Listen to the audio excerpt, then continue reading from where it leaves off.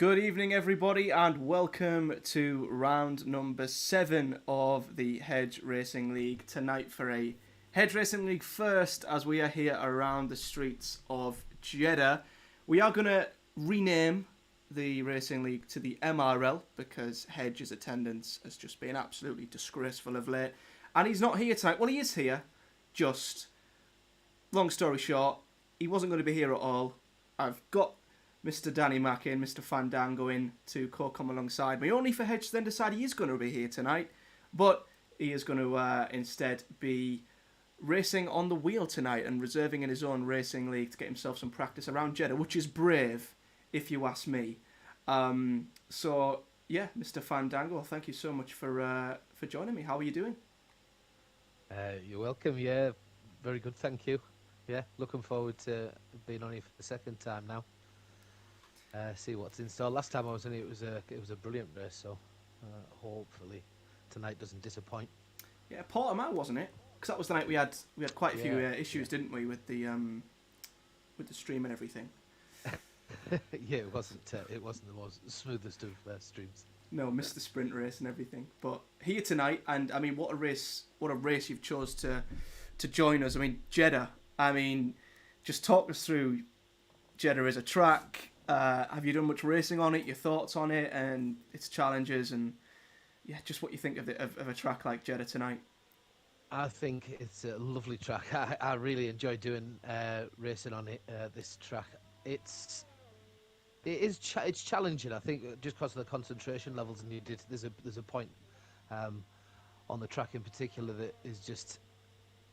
Well, it's hell if you haven't completely got it right. So, like, let's say where is it? The second sector. Is it the second sector? Let me get this right.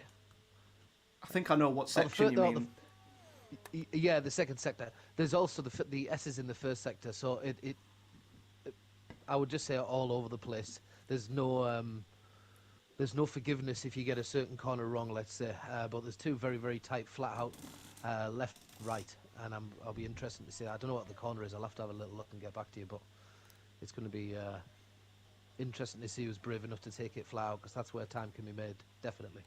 Yeah, I agree. I mean, I love this track. It was one of the first tracks when I jumped on wheel that I actually really, really enjoyed. And I was surprised by when you get a flow around it, and when you nail a lap, I think it's one of the most like satisfying tracks on the game. If you nail it, I mean, it's just so high speed. But also, I think there's a huge chance that we might have quite a few broken front wings this evening. And also, maybe a couple of safety cars as well.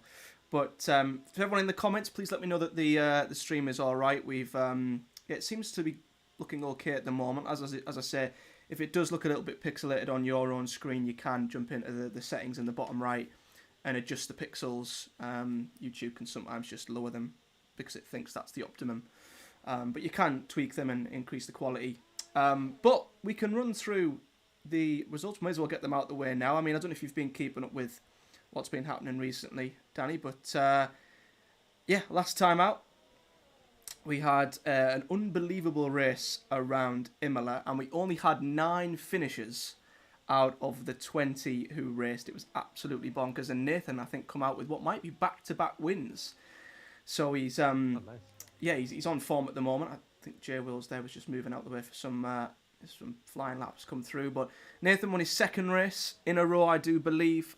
Jerome had a random retirement, which lost him a lot of time. I'm on board with Jay Wills, and there's a huge bit of end plate there as well. So I think someone's lost a front wing already. But yeah, Jerome lost a lot of ground in the championship last week due to him choosing to retire from the race. Vipers Ken did get a second to try and build up as much ground back up to Jerome as possible. DC was third with Bowie fourth. Alex Dobson was fifth. The Little One was sixth. Bailiff was seventh with J. Luke eighth. Mark was the final points finisher in ninth. And as for the drivers at the moment, Jerome still leads on 122 points. Nathan is now his closest challenger on 77. So he's still, quick maths, maybe that's 45 points behind, something like that.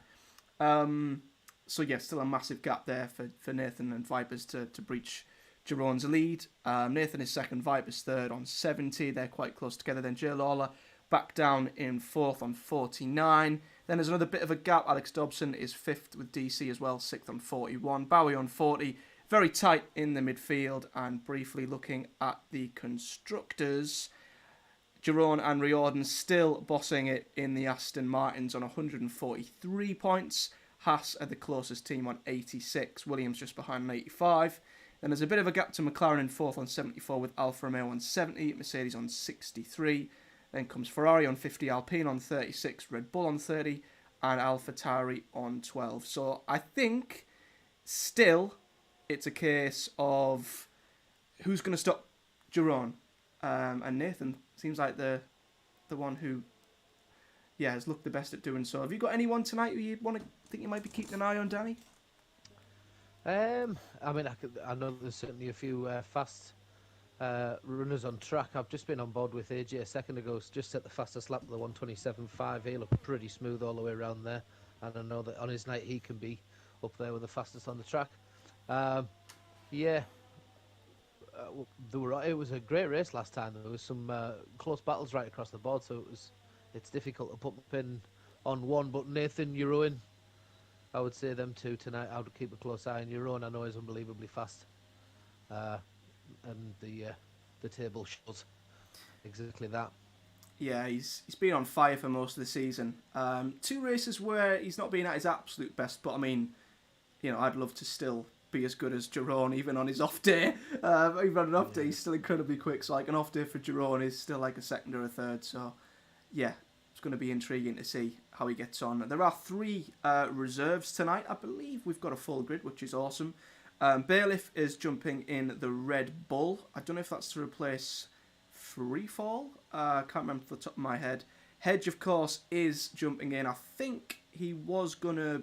I think MUFC Harvey might have been reserving in the Merc, but jumped out at the last second. So Hedge is in the Mercedes tonight, and AG Brewer is in the AlphaTauri. And I don't know if he's replacing KXI or our good friend Pio, who may be suffering with internet issues. He may have messaged me and told me about that. So unfortunately, our good mate Pio's not here tonight.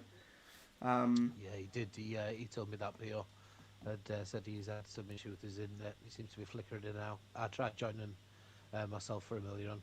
We had some issues there, so he's not involved. Yeah, it's a shame. AlphaTauri need a good result. Like I say, they are towards the bottom end of they are bottom of the Constructors' Championship. So yeah, they need a break really. They need someone to just have a freak result, a good result, just to sort of get their season up and running. But KXI, to be fair to him, I believe he's still on the wheel, still new to the wheel, and has put a 28.6 in, which is a pretty good lap, isn't it? I'd say, looking at the rest of the field. I saw quite a bit of KXI's lap as he was going around as well, and it looked really nice, really smooth all the way around. So it looks like he's getting used to it quite quick. And that's definitely what you need. Yeah, look at water. 2 Hasses, as we mentioned. Jay Will's on board with him. He's just invalidated his lap. I think we're all anticipating Hedge when he comes out the pits finally on his wheel for the first time. I mean, how brave is that to out of all the races to choose to do your first race on wheel, I think Jeddah's a brave choice, isn't it? I hope he's got some laps under his belt. I really do. I hope he's had a few goes of this before he's jumped in, or he's going to get a massive shock. But he's a good driver. I'm sure he'll, if he knows that he's a hazard, he'll get out of the way. But I doubt it.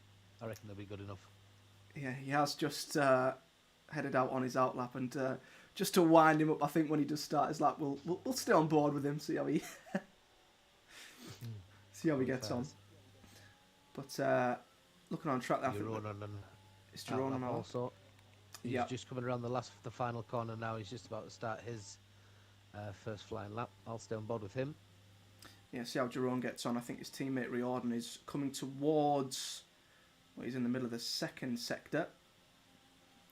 On a clean lap, it says he's set it says purple second sector, but obviously the game sometimes says that, and it's glitched out and it's not quite true. But see how Riordan gets on through the very high speed final sector.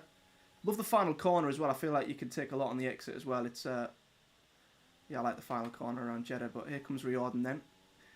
We still don't know what he's been having for his breakfast this season, but showed very good pace and puts himself P7. Euron is actually invalidated his first lap. Ooh. Sector 2 just lost it ever so slightly. Oh, sorry, the end of Sector 1. Keep getting my sectors confused, my apologies. Would you say track limits is... It could be... Because I think there are some curbs around here where you can take quite a lot of the curbs, but... Oh, without a doubt. Yeah, it's... without a doubt. You can stretch them in places, it's known where you can get away with that, and whether or not it's always actually purposeful as well. Yeah, do you think that might make it a tough one for track limit? Do you think there might be a couple of drivers maybe trying to push them track limits a bit too hard and might end up notching themselves a few penalties up if they're not careful?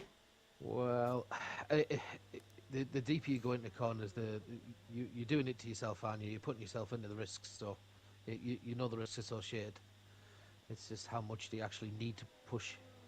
If it's an absolute need, then yeah, I understand it, but if it's just going from lap to lap, let's say in the race, definitely not. Indeed. No Vipers Ken's just put a lap down. He's the first one to commit to a medium lap. Pretty good lap as well. 28.6 on the mediums. Would you say tyre temps and tyre wear is an issue around this track with how high speed it is, a lot of flowing corners, or would you say it's something that's quite easy to manage around Jeddah? I mean, when you drive to my standard, any track can be hard to manage your tyres, but it's nice and flowy. So there's not a lot of come to perfect stops. As we said, as I spoke there, Euron has just lost it on his second attempt, so he's not going to be able to set a time. He's just completely spun there and facing backwards. Picks his pace back up. I wonder if he'll come in the pits there. He did hit the wall, but it was only gently. I don't know whether he had any damage. Yeah, maybe. Certainly won't be happy with that. Putting himself under a bit of unnecessary pressure, maybe. I'm on board with Hedge. I forgot to jump on board with him at the start of his lap. But, he just catches it there as he's going through the end of Sector 2. See what sort of lap Hedge can put down. It's just a case of him getting laps under his belt tonight, I think. That's all he's bothered about. He's not bothered about getting through a Q2 or whatever. But I'd say he might push again, but his fuel's flashing red, so I don't think he's fueled up for another run. So Hedge just gone P15 with a 133. I don't think, if it is that he's got hardly any fuel left, he might have time to get in and go out again, maybe. It's going to be close, isn't it? 5 minutes 26. 5 minutes 26. He'll have time to get round, I would have thought. Yeah. Jack Priddy, Jerome. Jack Priddy going back into the pits.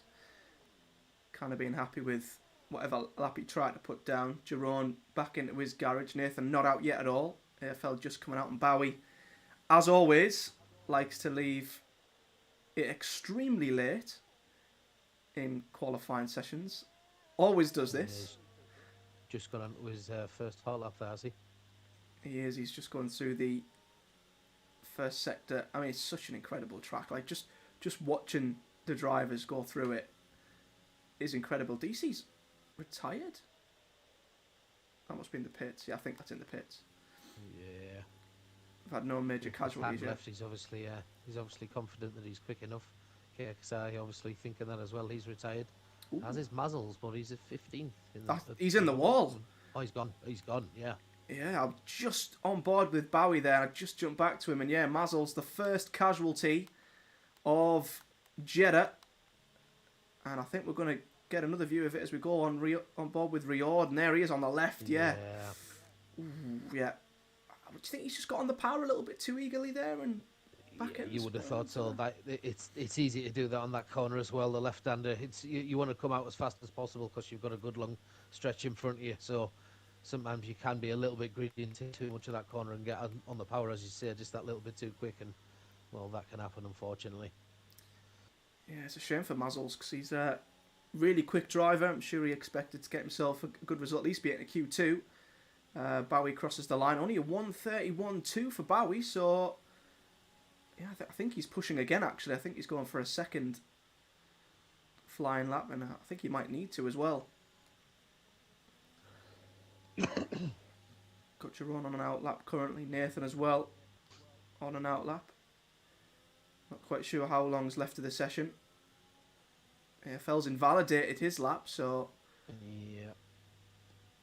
again, I don't know how long is left, but 3 minutes 7. 3 minutes 7. It's right. just popped up there. So not long. Hedgehog is in the pit at the moment. You'd have thought he'll be coming out any minute to get his final goal. As Bailiff might as well, unless Bailiff's happy that 8th is going to be sufficient. Yeah, which drivers would you say are at risk? Obviously, we've got 4 drivers still yet a set of time. 4 drivers who I think 4 very quick drivers as well. Who would you say is at risk, and where would you say is the safe point at the moment? Maybe Well, Jay Luke, anybody AJ Brewer, maybe. It's tough, because on this, if you've not got a time set, there's so many corners to be able to invalidate a lap. So I don't think that anybody without a lap set is safe whatsoever, because you're obviously pushing to go quick enough to be in Q2. But yeah, I don't know enough about Priddy to know whether or not him and AFL are going to be the ones under fire at the moment. Yeah, Obviously, Hedgehog's going to be struggling with a 133. Yeah. He's got to improve. We know that for now. Whether or not Mark Wilson with a 130.7, he's still 7/10ths away from Brewer in 13th. Maybe that's the cut as such that they need to be trying to aim for. Well, we know that, in fact, because it's Q1. 1 minute 40 left. Yeah, Mark Wilson is invalidated. I believe it was a flying lap as well, so he's having to go again. Hopefully he's fueled up for another lap. He's definitely someone who's at risk. Just going around the final corner, Nathan's just finishing his lap, and he's good enough for a 4th P4 with a 128.6. Nice and safely home. Yeah, Jerome Q2. following him as well. Coming down the straight himself, you'd expect Jerome to put a lap down that's good enough, and well, yeah, P2 28.5. Priddy, 130 for Priddy. Doesn't quite make it, and he's sat in P16. He's got another chance at it. This is the lap, though. So if he's got it, it looks like he won't have the fuel by the look of his bottom right, or will he have the fuel? Maybe.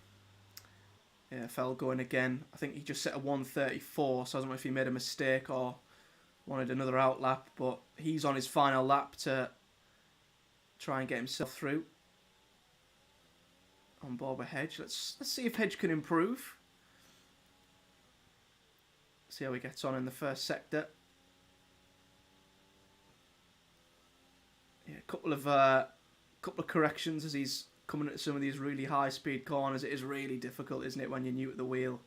I know I've just gone through a similar thing myself, and I don't know what's harder. I think maybe use of the pedals is a bit harder than getting used to the steering. I think the steering's something you can sort of get used to, but I think how much you can put your foot down on the pedal, low speed corners, stuff like that. Yeah, especially when there's a decent straight after it, or a decent bit of flat out section of the track. It's so important to come out of a corner with ideal exit. It's all about the exit speed. Everything's about the exit speed.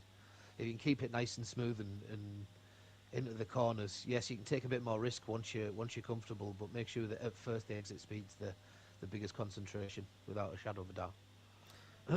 Absolutely. And I'm on board with AG Brewer, and he's lost the rear coming through that was it like a hairpin spoon curve around the top end of the track, and he's hit his front wing into the wall. I think the little one also may have retired on track. I was on board with AG Brewer there because I saw that there was an Alpine just sat in the first sector, yellow flags. So I don't know if the little one put it into the wall as well, so he might be out as well, despite being 15th. Well, I saw Jack Priddy. He run out of fuel, so he's making his way around the pit, and that's him out of Q1. Hedgehog has gone faster. For the 133, he's gone from 130. He's gone to a 132.3. So he's got a little bit quicker, but of course that's not quick enough. I'm just on board with Mark Wilson as well, and he's invalidated, so he's not going to improve either. So that's it. I think that is it, yeah. I think you're absolutely bang on. So Jack Priddy may have had a chance if he'd have fueled up for one more, but yeah, I think that is the bottom 5, and I think the little one might also, because yeah, it says he's put a 129.3, which obviously would put him 13th, but his name's greyed out, which means he must have retired on track. So we're only going to have 14 runners in Q2 as opposed to 15. Right. So Wonder if you six, need that. yeah, 6 drivers out. Yeah, I think he'd have been. Yeah, I mean, maybe he was a little bit worried, but yeah, little one might be frustrated that he's pushed a bit too hard when he might not have needed to there, which is a bit of a shame for him. But we'll get confirmation if we go down. Yeah, 6 drivers out then. So the little one retiring on track, terminal damage with that one. Jack Pretty, another. We mentioned this about Jack Pretty as well. He started the season very good when he was a reserve driver. You know, he was getting really good performances, doing really well in the races. Since he's got that full-time seat at Alpine, though, it's just not really gone for him, which is a bit strange. Yeah, fell out as well. And Mazel's obviously, he has put in the comments what happened to him actually, Mazel. So we'll read that out in a sec. Mark Wilson and Hedge having poor sessions, the 2 Mercedes out. But Mazel's was in the chat. Mrs. Matt was in the chat, so hello to you, Olivia. Hobbsy's in the chat as well. The Matt takeover starts here, absolutely. We've got Tyler Troy saying hi. Daniel's in there. Mrs. Mark saying good luck to him. Nathan's in the chat saying good luck all. Adam's in there saying good evening all, looking smashing. And Mazel said you were bang on, Danny. He said he was purple in the first sector. Got too excited on the throttle, as you correctly said. And that's what must have put him in the wall. Yeah, you knew that from personal experience, really. Yeah, you have to learn to do that at least once and know how fast you can actually come out of the corner. If you've never done it, then you're not pushing hard enough, as they say. That's the balance, isn't it? That's the balance. Yeah. So then Q2, this is when obviously a couple of the quicker drivers might take the risk on what tyre they qualify into Q3 on for the starting tyre, of course.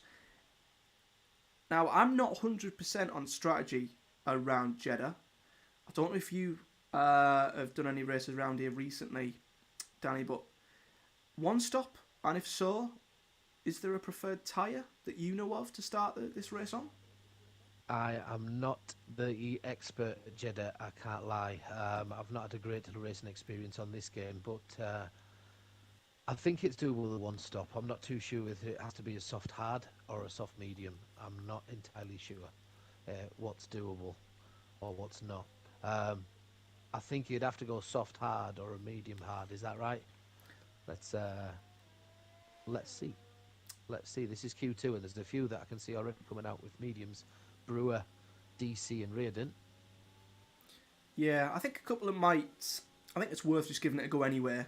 Even if you don't feel like you're one of the quickest, you may as well give it a go.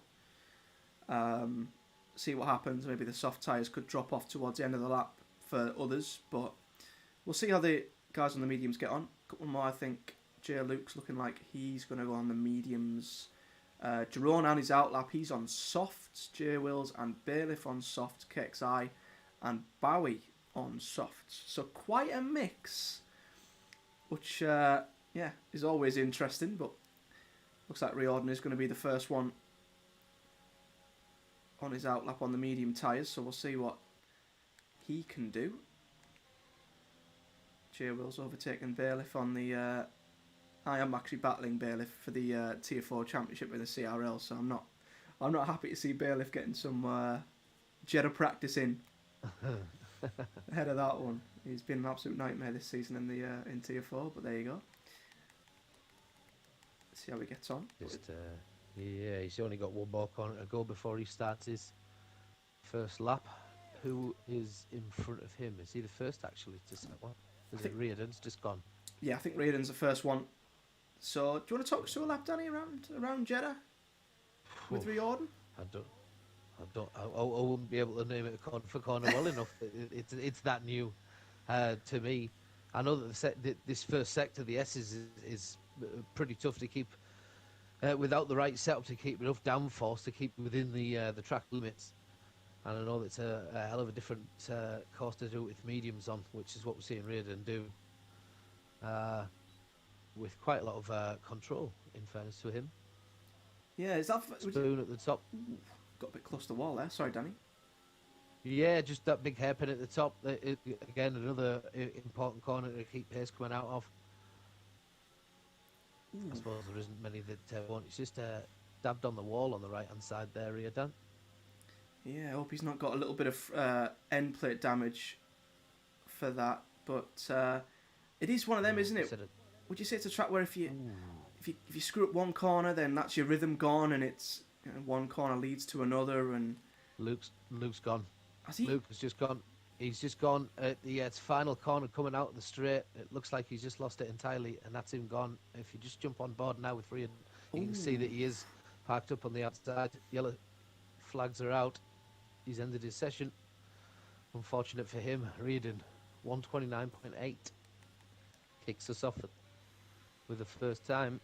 Yeah, Jay Wills straight in the pits. He invalidated. He would have been the next one across the line, so he'll be disappointed in that. Bailiff also would have been next. He's invalidated as well, but he is going to go again.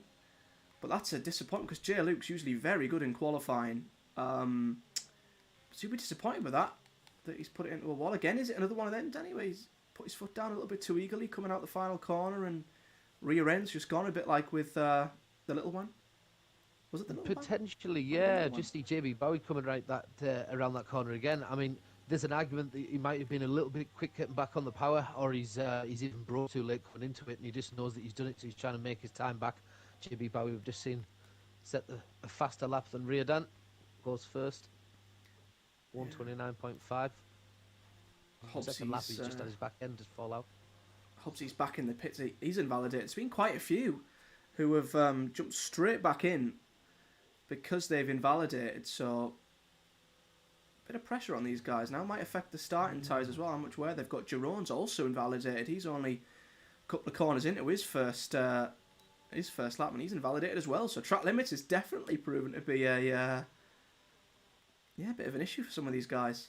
Yeah, just see that. I'm just watching Bailiff there. There is a corner just at the end of sector 2 there. Start at sector 3 actually. First corner in sector 3 where you can actually steal a little bit more of the corner, and you can see quite a lot of drivers doing it. It's I wonder if it's there where they're getting the invalidations or for pushing it too much, or if that's the bit that they're getting away with and trying to push the other bits too much.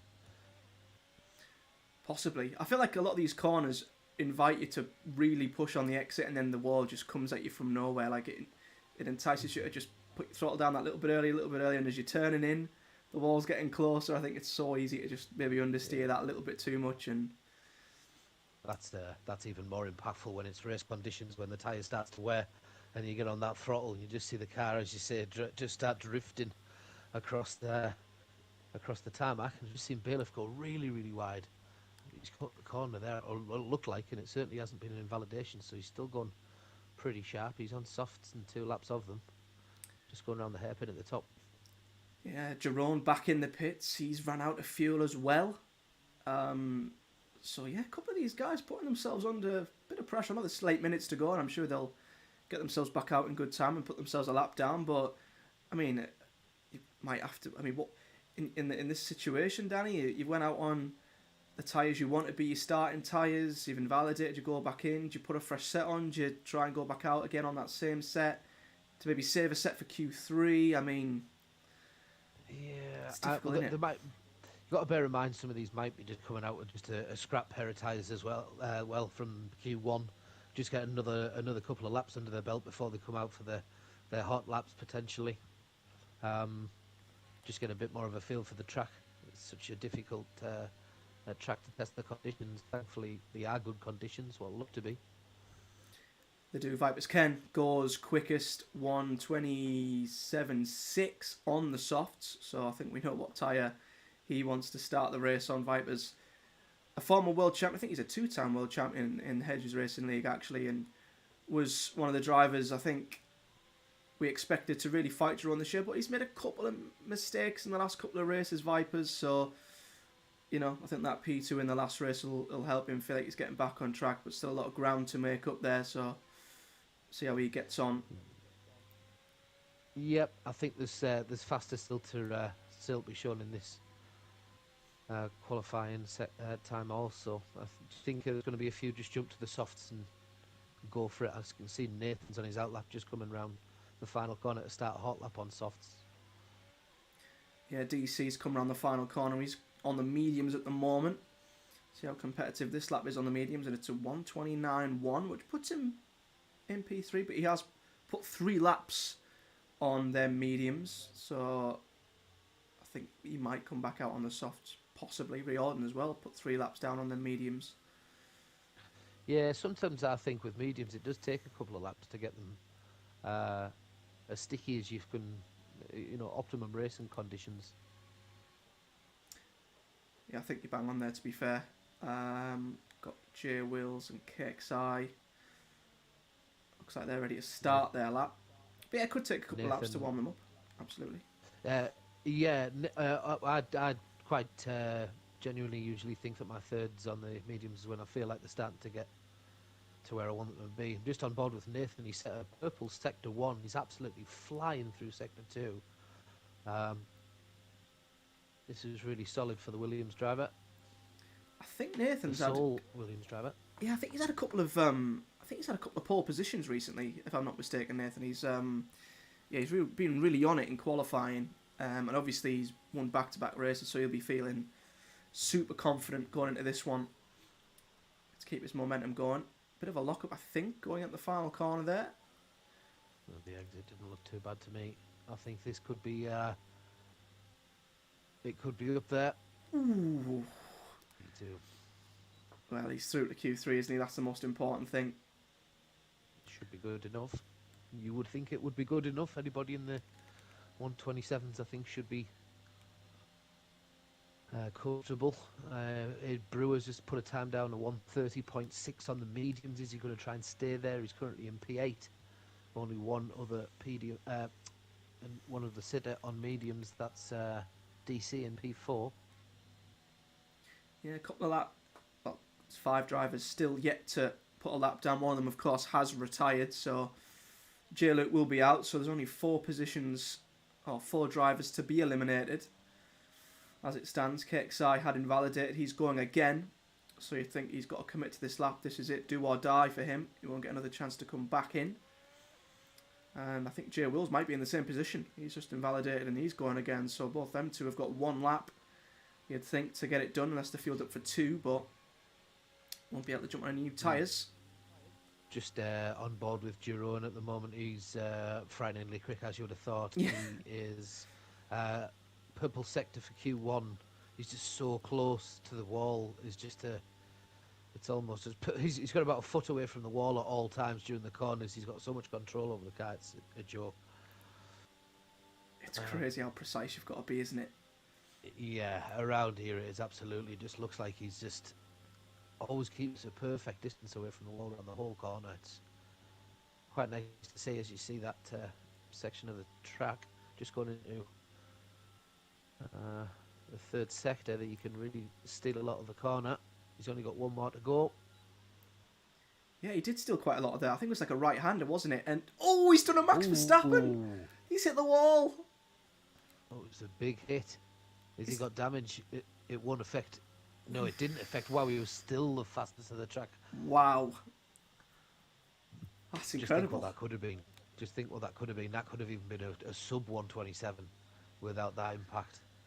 If he'd have got that as back up to speed, that would have been frighteningly quick. But he'll be fairly happy to say he's in Q3. He certainly will. KXI has got through on that 1 lap. So kudos to him. 2 lap old softs though, so he will be starting the race on slightly worn tyres. J Wills has invalidated, so he has got to go again.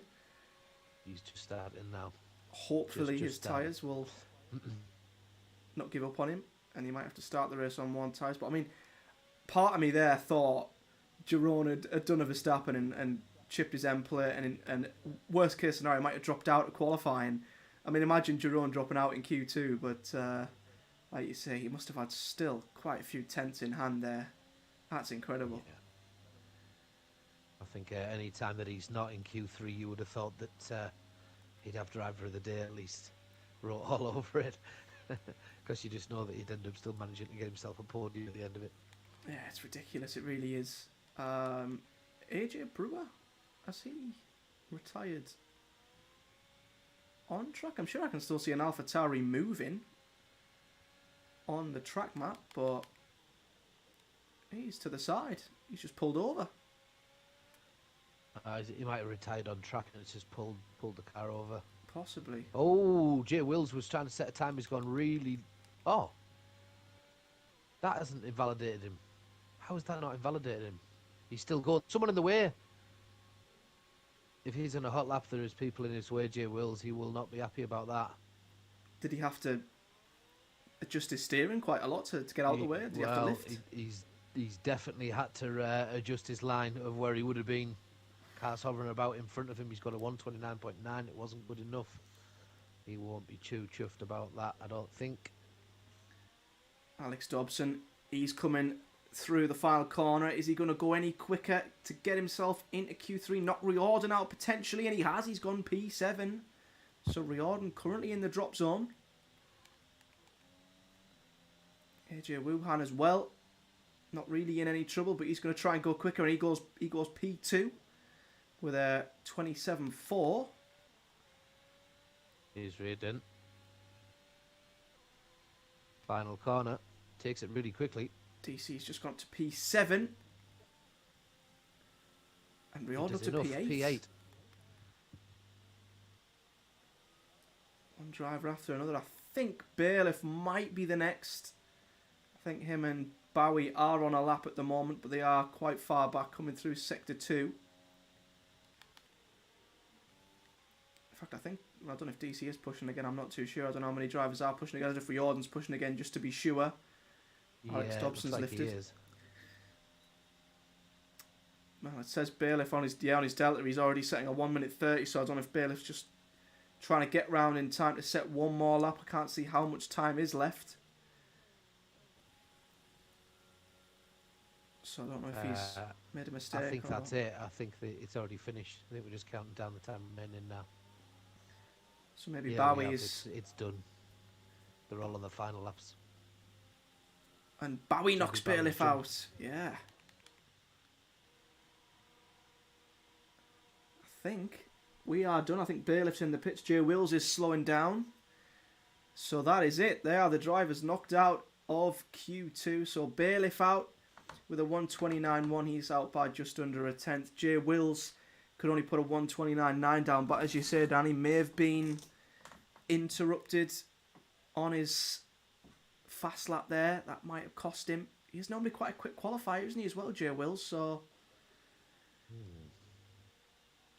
Be interesting to see. Maybe it was a difficult angle that I got, but it certainly looked to me like there was one car that had moved out of his way that he'd sort of seen, but then there was another car that was distinctly on the track and probably in his line of where he would have been very, very, very close to it, or certainly close enough to be a little bit upset with it. But from the angle I had anyway, let's see what it looked like on their angle. If you get to see it. Yeah, I'm sure if there is an issue there, he probably will submit it to the stewards if there is if he thinks there's a legitimate case there. But all drivers committing to the softs, whether that was, I mean, you think the likes of Jerome and AJ and Vipers, I mean, they're over a second clear of the guys near the bottom, so they probably could have got through on mediums. So strategy-wise, maybe it is a soft, medium, soft, hard. Maybe they were just wanting to just put a lap down on the mediums just to see if they were possibly fast enough. But if there was any type of risk, then yeah, I guess they'll just come straight back out on the softs and just put it in for real. Yeah. Or maybe it's that big a difference between the softs and the mediums that really, no matter how quick you go on the mediums, it was never going to be quick enough, even with that second. Well, listen, the risk would have been too high. The risk would have been too high. Yeah, possibly. I'm looking at the in the chat, and Hedge did actually ask a couple of the other drivers what the strategy was, and an easy one-stop, soft, medium, soft is the answer. Medium soft. So probably won't even see the hard tyres. I guess unless there's an early safety car and a couple of the guys want to get their pit stops out of the way, maybe.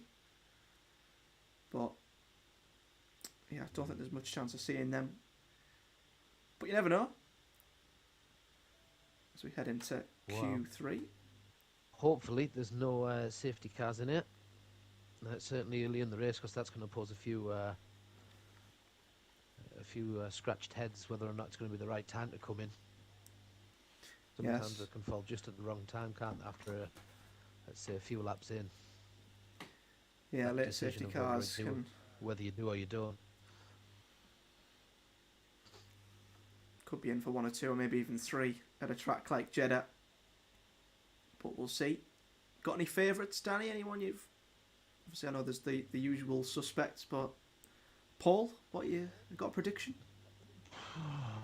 From what I've seen so far, AJ's been pretty good so far. Viper's shown that he can be pacey. I know that Nathan's quick. Anyway, DC set a decent time in the I think Q1 early doors. Yeah, I think there's a. It's still anyone's. It's still anyone's. I think at full potential, I always struggle to see past Euro being the fastest on the track, and everybody's got him to beat every week, but he's invalidated 2 or 3 times, maybe trying to push the car too hard. So, is there an opportunity for someone else to step up? We're just about. Yeah, I think that last lap in Q2 was him absolutely nailing it on the limit. Like, he was maybe a foot away from the wall, like you say, maybe a foot away from invalidating, but he just got it perfect up until he hit that wall. It was very much like the Max Verstappen lap in real life, wasn't it? It was like looking like an absolute outstanding lap until that final corner. Yeah, but on track at that moment in time to be the still the fastest on track, even losing the back and having a bit of a slap off the wall, still shows you how fast the rest of his lap was.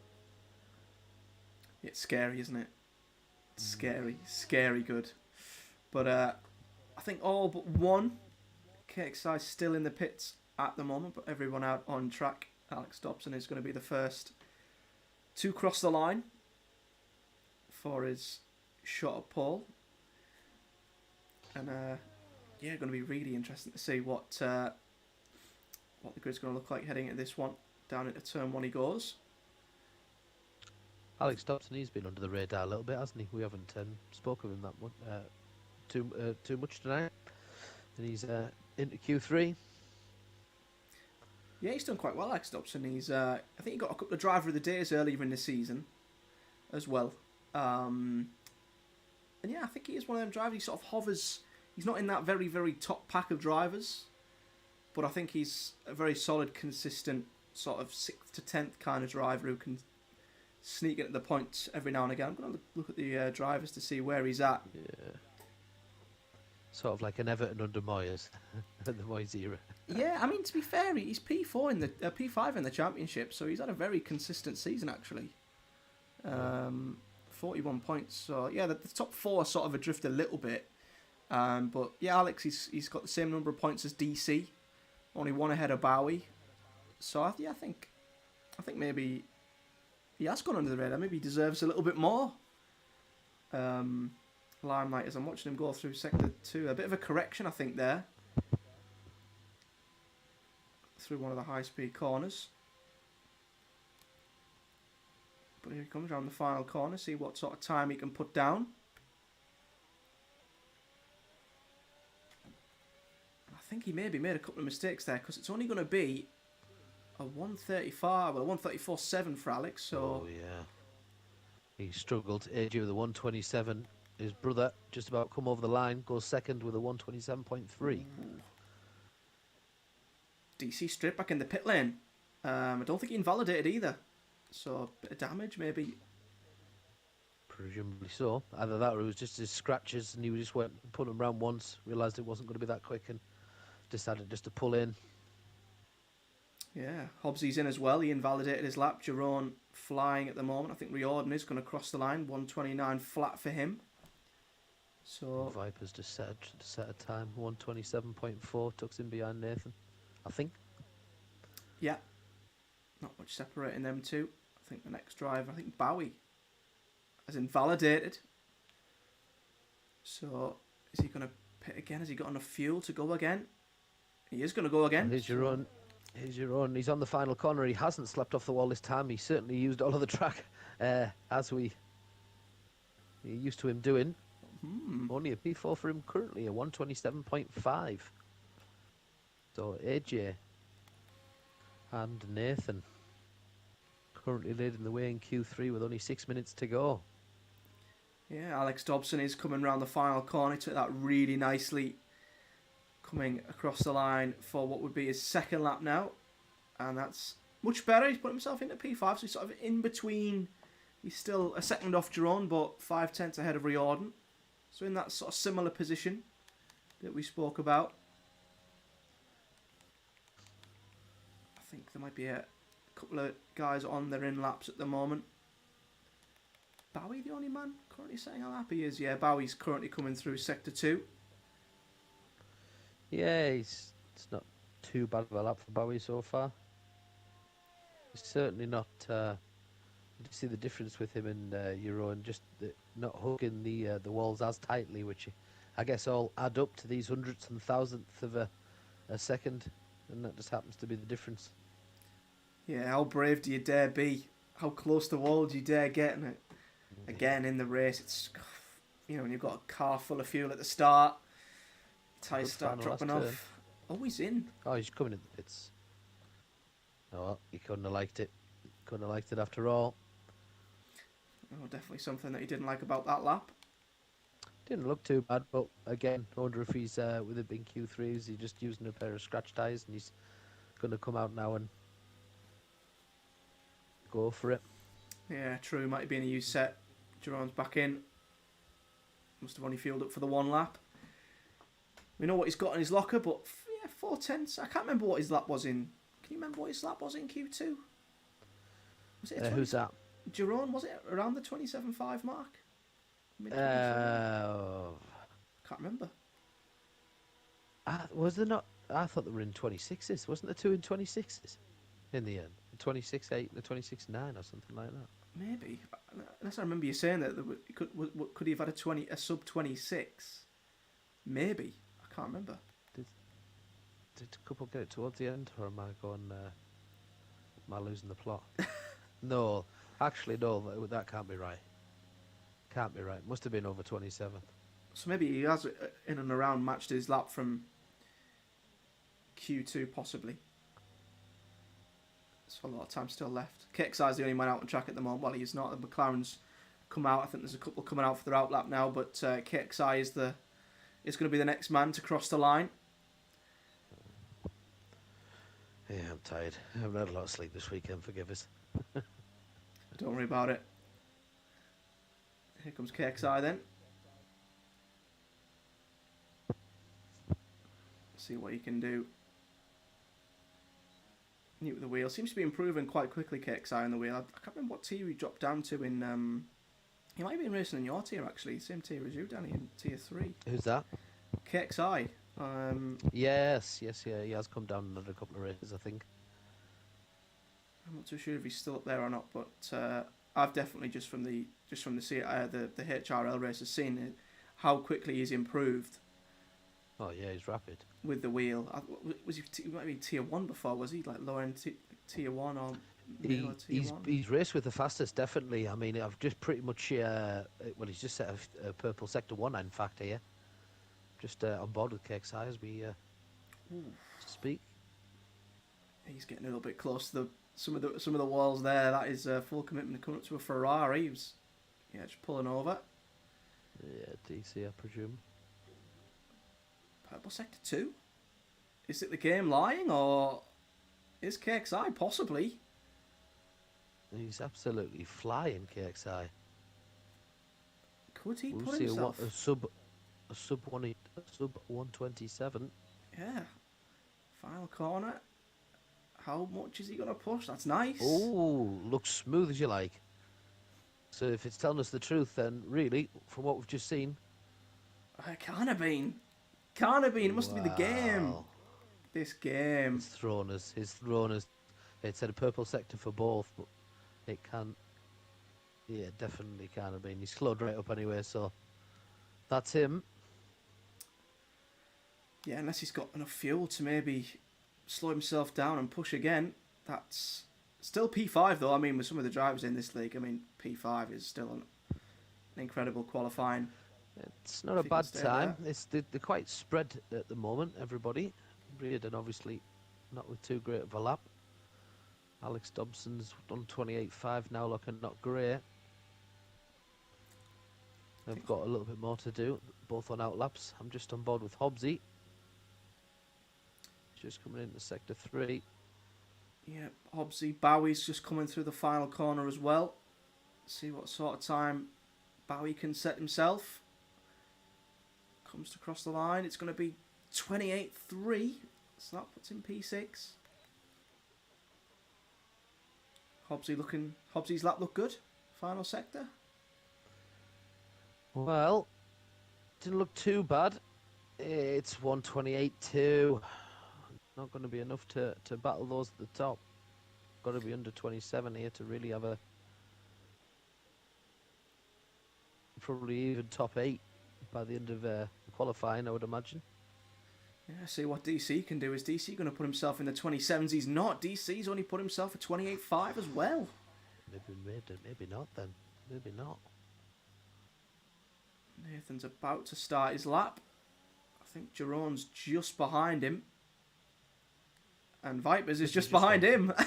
The top 3 potential pole sitters in a line. Shows you just how fast AJ's time is at 127.1. Whereas the brothers AJ and Nathan. Yeah, just jumped on board with AJ there. And he's still pushing. And it says he's 2/10 up, but he's invalidated. So if the game isn't lying, AJ was going even quicker until obviously he's just maybe pushed a little bit too hard. Well, Viper's certainly managed to get on his last lap, and he's certainly pushing as hard as he can. He's gone off track, and that's him invalidated, so Vipers isn't going to go any quicker. Oh, Jerome's invalidated.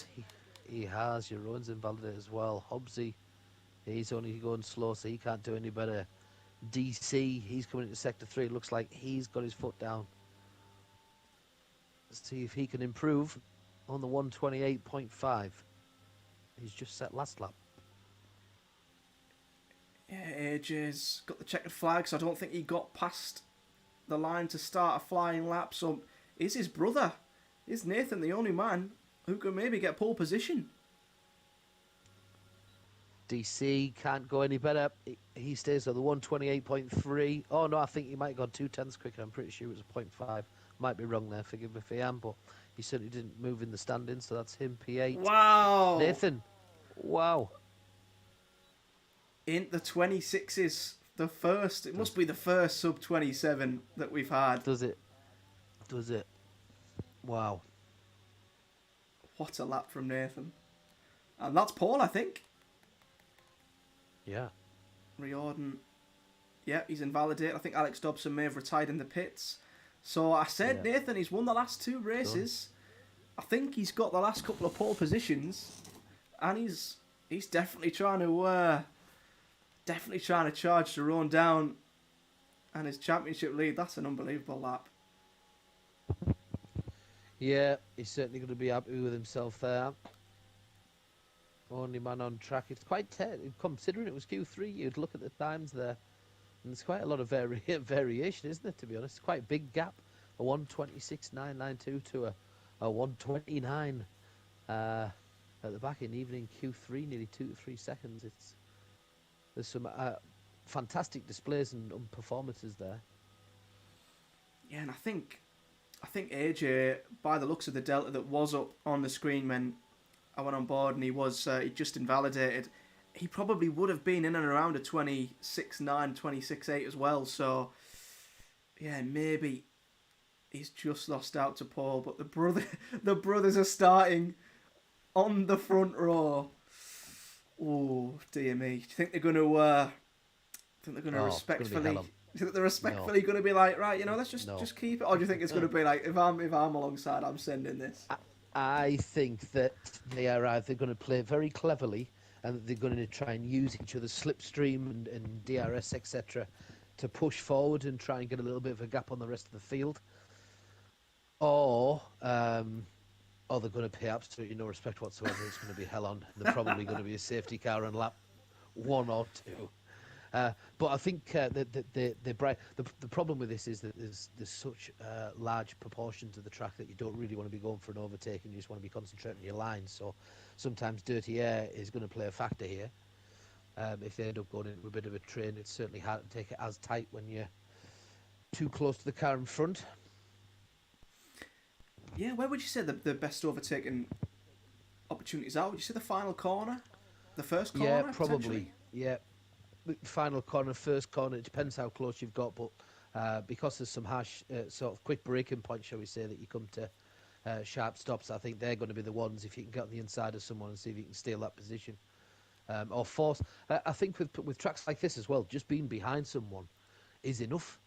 If you can get really close to someone and cause them some problems, just start weaving around in the rearview mirror, shall we say. I think it sometimes will make people just alter their attentions to have a little look at what you're doing, and you can't really afford to do that on a track like this. Concentration has to be pretty high at all times.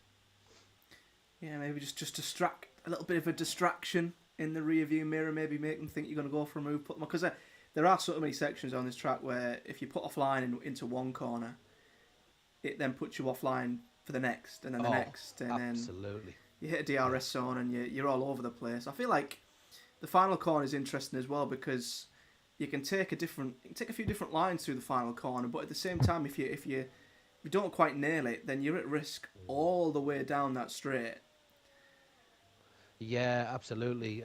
Bailiff and Wills have obviously made contact in the formation lap, and they're going to be sat on the grid now for quite some time. So their tyres are going to be stone cold when they start this race finally, which is the worst news possible for them too. But Brewer and Luke and Little Juan and all of the ones near will be licking the lips at that, and a perfect opportunity to get by, even before the first corner. Indeed, their tyres won't be in the best starting condition. It has just popped up predicted pit strategy. It did say soft, medium or soft hard, but I believe a lot of these guys are more than skilled enough to make the mediums work, take the softs as long as they need to. Let's have a look at the starting tyres actually. So top 10 all on softs as you'd expect. Bailiff in 11th on mediums, so going for the alt strat. J Wills and AG Brewer on soft. J Luke's on medium. So the bottom half of the grid, a complete mix. J Luke's mediums, Little One's soft. Jack Prey and FL alt strategy on medium. Sim and Mark Wilson, who loves an alt strat, as we know. Mazzles and Hedge on the soft. What would you say if you were Hedge? First race on the wheel. Let's just give it a little bit of attention to the. It is his racing league at the end of the day. What would you do going into turn one if you're Hedge? Do you just stay back and avoid the chaos and hope you can gain some positions, or do you go, you know what, send, full send? I think the latter would be the wisest option for Hedge. It's his league, as you say. Worst case scenario is he has to ban himself, but I think he should test the water and see what it's like for wheel battling and go for it. You hate a race. Obviously, with respect, if it's going to end someone else's race, definitely, then I think he'll probably be of mindfulness to not go there. I think it's heart and head, isn't it? But I think Hedge is probably just going to go steady, as you say. Stand out for a few corners, let the early mistakes of the early battles go, make sure he doesn't come into contact with anyone else. I think keeping a wing here is massive. Yeah. Keep your wing, because if you lose your traction around here, you're going to be in a bad way. Over you, sorry. Absolutely. But yeah, here we are then. The 5 red lights are out and we are underway. Camera angle's not the greatest here. Hopefully it'll switch. But yeah, underway. Nathan and AJ do get away well. AJ doesn't send it down the inside. So yeah, a bit respectful there. Vipers Ken and Jerome, though, are going wheel to wheel. And Jerome has got Vipers Ken around the outside into turn 2. And has got himself... Oh, and there's a big crash at the back already. Reardon's gone. Was it Reardon? Is he in the wall? Yeah, he's gone. Yeah, we've seen that. Safety car already. That did not take long at all. Caught that right in the background of the shot there. I don't know what quite happened. I think there might be a couple of damaged front wings out there already, but that's devastating for Reardon. He started in 10th. Yeah, that is really, really unfortunate. So early in the race. It's long qualifying, isn't it, when you do the full 1, 2, 3 qualifying rather than short format. And to do all of that, to then only go, what, two corners did you make there? Yeah. 2 or 3. 2, 3 corners of the of the race. It's pretty harsh. So unlucky, mate. That's you just have to take them on the chin, I'm afraid, and they do happen from time to time. But Nathan and AJ managed to keep their lead. We saw Jerome just sneak in there, just sliding one place up from Vipers. Ken stole it. AFL with one hell of a jump. He was up 4 places from P17, Yeah. got into P13 before the safety car. So he's done well in 3 corners to jump 4 positions. That's one hell of a start for him. AG Brewer taking a big hit. He dropped from P13 to 15. Mark Wilson, another one from 19 to 17. And the little one also jumps to P12 from P15. Yeah, and Hedge has jumped a position, He has albeit, gone up a position, yeah, albeit, thanks to Reardon's exit. yeah. But you know what I mean. He obviously avoided any potential damage and has got himself up. If he keeps doing that, and Absolutely. recently, I mean, you saw last week we lost 11 drivers. I think Belgium we lost 10. Hedge knows full well more than anybody that if you just stay in these races, especially Jeddah, I mean, God knows how many finishes we may or may not have by the end of this race. So he might get a point. So AG Brewer must have been had a problem in that first lap, as would Mazel. So I've just seen Brewer go in the pits. He's just had his nose changed, so he did get in problems. Mazel's has also had his front wing changed. So that first lap, they were a part of the problem. Oh, well, sorry, that's a bit rude on them actually. But they weren't part of the problem, or they were involved in some issues, more to the point, and incidents on track. So yeah, them two come out of the back with Mark Wilson, who presumably also was in that because he's sat right back with them, and I think he's been in the pits as well. So as I said earlier, you might as well do it while the safety cars are on and just get it, bite the bullet. If you have to go back of the field, you certainly don't want to be on track with any wing damage whatsoever, because you're just going to be a danger to yourself and everybody else on track, certainly early doors when there's everybody jockeying for position, because all it takes is one corner to not be able to put your foot down quick enough and it's game over. It is indeed. I mean, safety car. It took a couple of corners before we got our first one. Let's hope the race does get going. But I mean, it's so hard to overtake, isn't it? Especially in the early stage of the race, it's so hard if there's 2 or 3 cars going wide and one gets spun. Yeah. You can easily collect another, and we saw it in real life, didn't we? I mean, it's so hard, especially at the start of a Grand Prix, to avoid any trouble. The pace on a formation lap sometimes isn't fast enough to get the actual true warmth in your tyres that you want as well.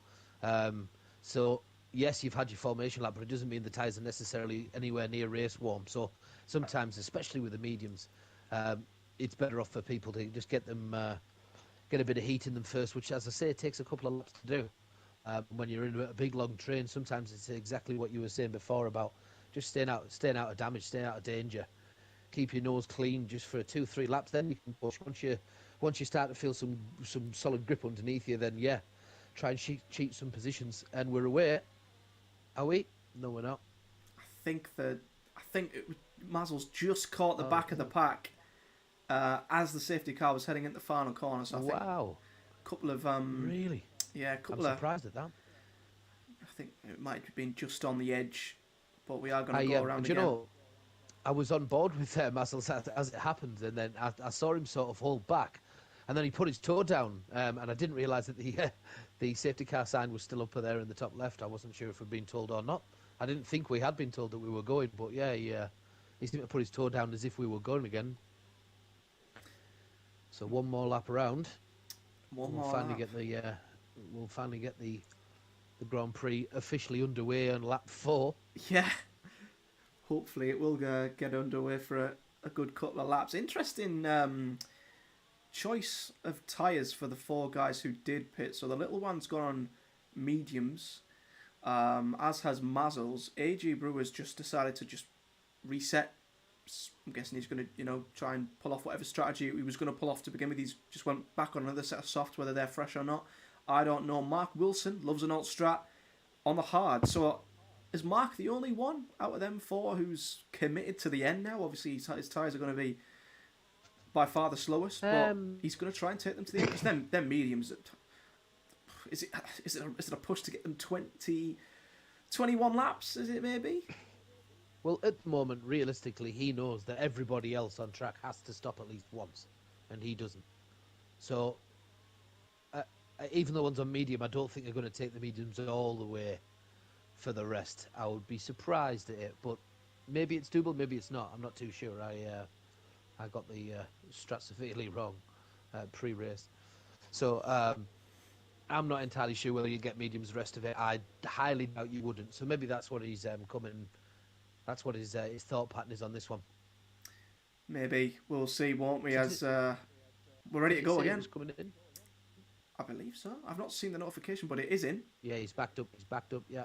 So, when's he going to go? It's a long old straight, isn't it? Is he going to wait right up until the line? I think he'll wait. He's gone. He's gone. He's trying to get AJ, try to catch AJ out because of the weaving. But AJ, I think's caught onto it. He's not dropped in too low, but Uran's alongside AJ and got one hell of a run alongside him. AJ seems the respect goes deeper in the first corner, and AJ manages to keep the corner really well, the position really well. Great driving from AJ there.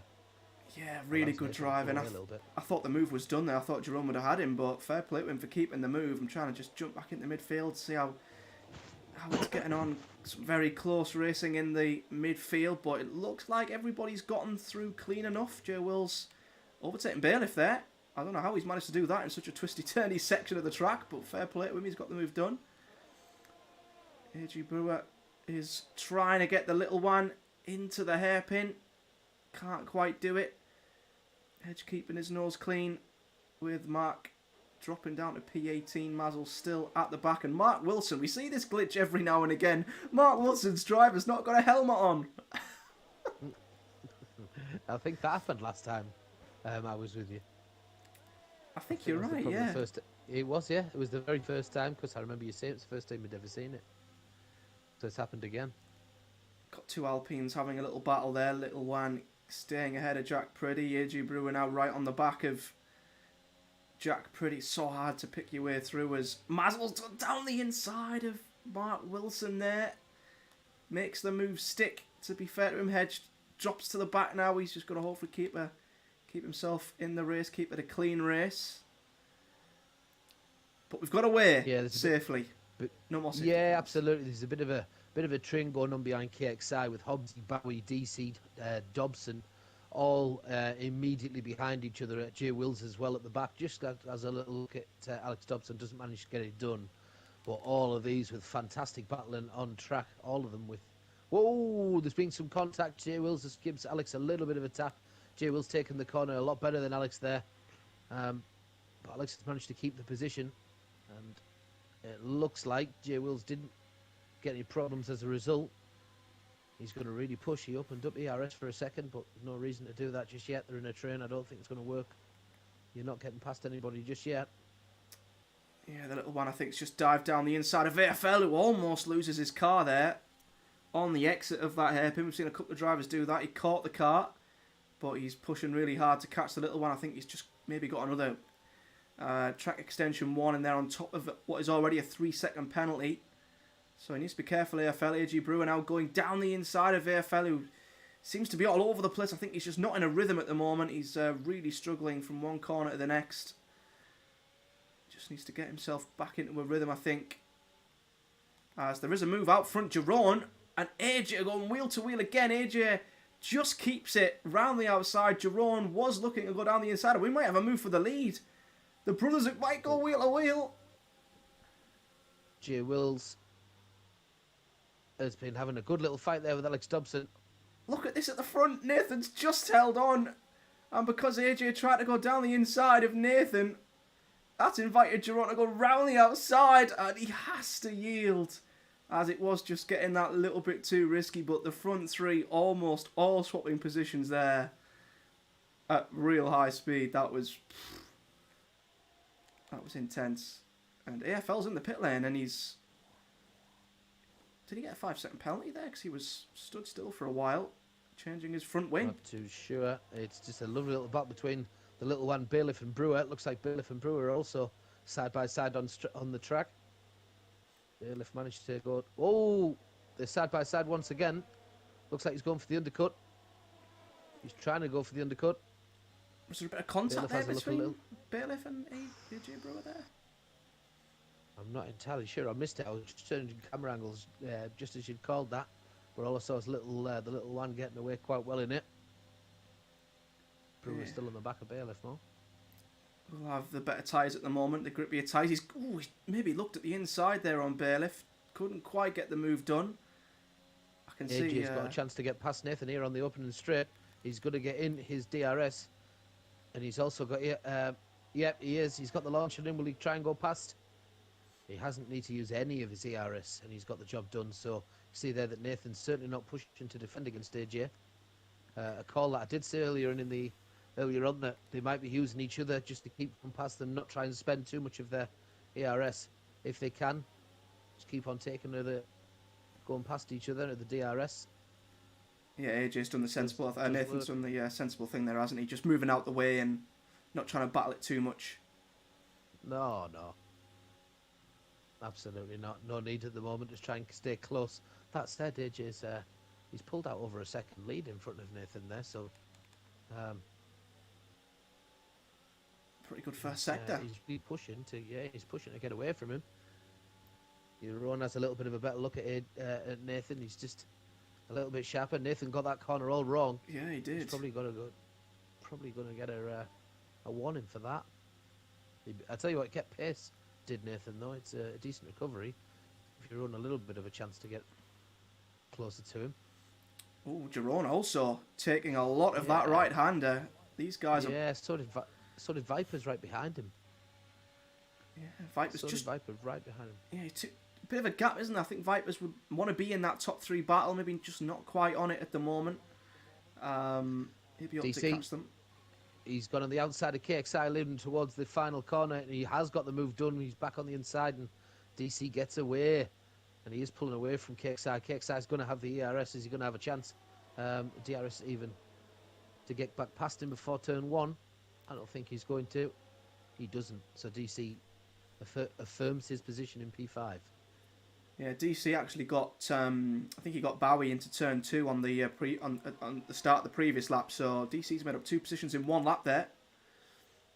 He has been behind that little trim for a while as DC. So I wonder if he's just been sort of waiting patiently, just trying to save his tyres and just go around with them, keeping the pace. A little bit wise, if so. He can push a little bit now. AG Brewer in the pits for the 2nd time this race already. 8 laps in, he's changed his front wing for a 2nd time. So I don't know who he's collided with to get that front wing damage, but he's now on the hard tyres to the end. So he tried jumping on the softs to try and just reset his strategy. Obviously, it's not worked. He's back in now on the hards to the end. As Jack Pretty spun, and he's gone backwards into the wall.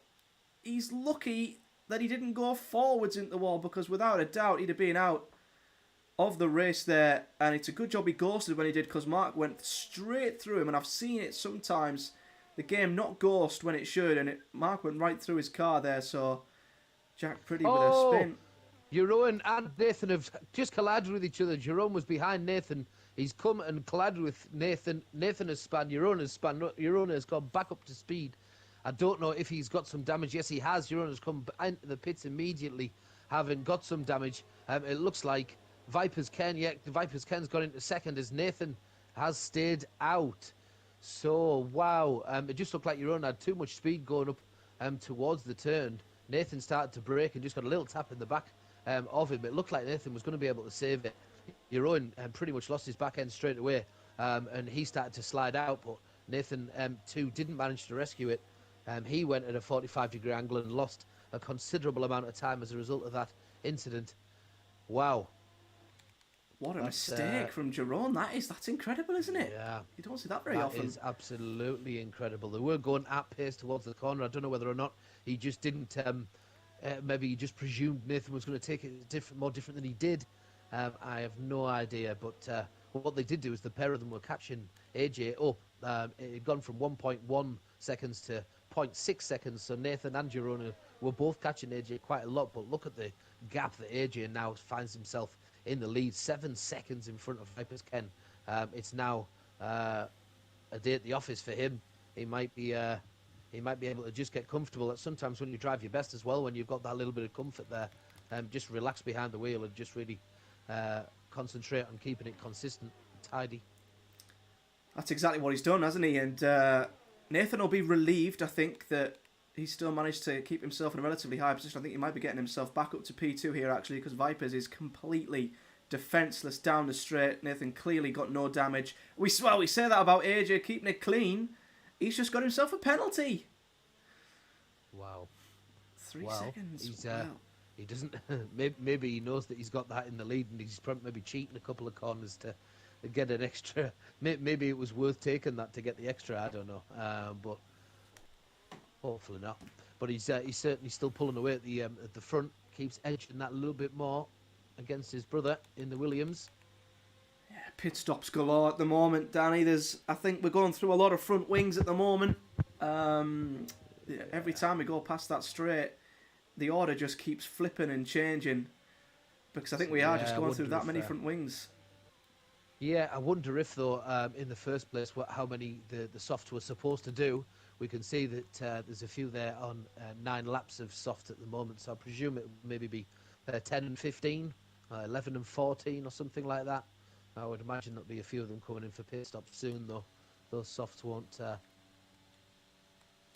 keep pace for too much longer, I wouldn't have thought. Yeah, Mark Wilson's in for a third time as well. So looking at the stops then, the little ones made 1 stop, up to 8th. I think in some cases, the earlier they had them instants, the better, because little one and Mazzles have managed to get themselves up to P8 and P9, having pitted. Jerome's had a stop, Bowie's had a stop, Kexite and Jay Wills have had a stop. Jerome's got a penalty there. AG Brewer's had 2 stops, AFL 1, Mark Wilson 3. Viper goes into pits, as is Hobbsy. So they're changing to what we presume would be mediums. Maybe going to try and undercut the guys who are still out. And yeah, Viper's just pitting. But Hobbsy's getting a new front wing. So interesting. Hobbsy contact. That's Jay Luke right behind the little one. And there was just a little bit of a bump behind.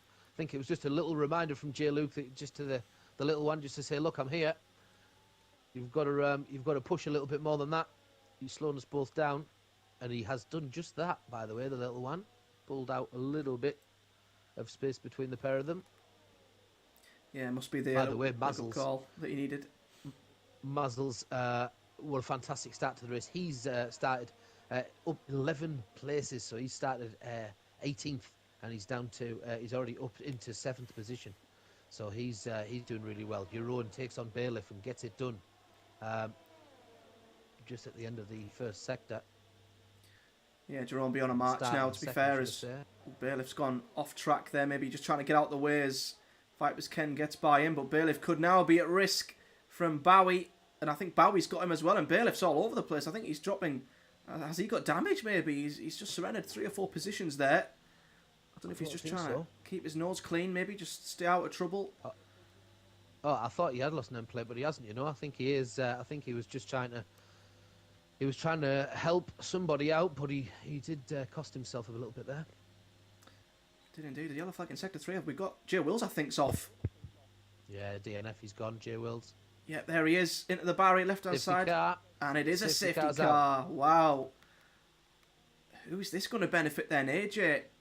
He's not pitted. He's already gone past the pit lane, as has DC and Alex Dobson. This is they need to be in the pits immediately. Really, I mean, the softs may very well go further. They may have more in the softs, but you soon to get towards the transition between the soft and mediums, and obviously the pack's about to bunch up.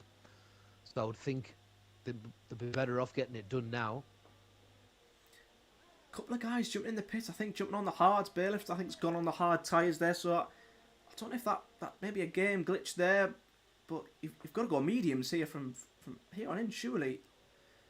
Unless they started on the mediums, and they don't want to go softs, and they're not going to have enough. He did. You're absolutely bang on, Danny. Yeah, he did start on mediums. They'd be panicking, thinking that if they're going softs now, there's still a lot of laps to go. But if you think about it, though, the lads at the front have gone 12 laps of softs in the end. So you could definitely do it, because there's another 12 in this race with the safety car. By the time it comes in, you're only going to have that to do. In fact, you're only going to have 11 to do. So ideally, anybody that can go on fresh softs now would easily get to the end. That would be the one to look out for. Like AFL and Jack Pretty both coming out on fresh softs now. Oh, Hedge is in the wall. Oh, I've just been on Bob and Mark Wilson, and Hedge is in the wall under safety car as well. Curtains for Hedge. He'll be gutted about that as well. He's kept it clean for 12 laps. The safety car comes out, and that's when he bins it in a barrier. Am I gonna get demoted now? Is he gonna come on comms? Oh no, it's too late. He's fluffed his chance now. He's gonna have to sit there and just watch. We've changed it. It's the MFL now. It's not the HRL anymore. It's the MRL. So. Oh well, cool. A couple of more guys in the pits though. I mean, the pack might have just stacked up a little bit, but I think a couple of the guys are listening to you actually, Danny, because the little one's gone on the soft tyre. Vipers Ken's gone. Has he gone in again? He's gone on the soft tyre. KXI's on the soft tyre. So I think Vipers has made a second stop to get on them soft tyres. So he's given up a lot of track position there to get on them soft tyres, and is a second stop for Vipers Ken. So I think a couple of these guys might be listening to you actually. Yeah, well, the ones on the front had already been on the softs. Obviously, they've had to go the mediums. That's the DCs, AJs, Nathans, all going on these fresh softs. Your own's obviously only been on 3 laps of mediums, but he obviously thinks he can see them out to the end of the race anyway, so he's going to opt for track position. Just the 3 laps, to be honest with you, won't make a massive amount of difference towards the end of this race. The mediums are going to handle this easily, so you would think that they're all going to have freedom to push all the way to the end. The little one is someone to maybe have a close eye on those fresh softs in front of with all of these drivers in front of me. He's got a lovely chance to get himself a few more positions from there. Jay Luke as well, already in the points in the top 10, could definitely get himself up there. Vipers Ken, KXI as well, another 2 probably worth mentioning, also on the softs. Yeah, I think the little one and Jay Luke, the big thing for me is they've not got pens. So that increases their chances a little bit more, especially if there's a late safety car as well. They might jump a couple of more positions. But yeah, Bailiff's still on hard. Should he have maybe, went in for that set? Because I think what Vipers Ken's done is, I think he started on the softs because he was in the top 10. He maybe jumped onto the mediums to then fulfill that rule of, obviously racing on 2 different dry tyres, just so he could then get back on the softs again. So I don't know if he's hit it twice to sort of fulfill that rule, and now he's on the quicker tyre. Bowie's in again, so is he doing that? Yeah, Bowie, he's gone in for a second stop to get on them softs. So yeah, it's and Bailiff everybody's different. I think softs are the one.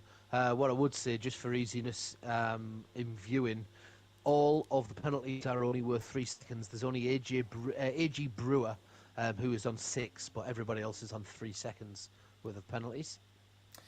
Yeah, good spot. So might not make a big difference, but a late safety car can make a massive difference. Well, Nathan to AJ is a big one. Where AJ is at the moment, he's going to have to make 3 seconds upon Nathan in this latter part of the race. He is to indeed. ensure the victory. Your own as well. So Nathan's at a good place here. Him and DC's got to be having a little look at that as well. Has got all the chance in the world. Yeah, he's looked quite quick actually. And also, tonight, hasn't he, DC?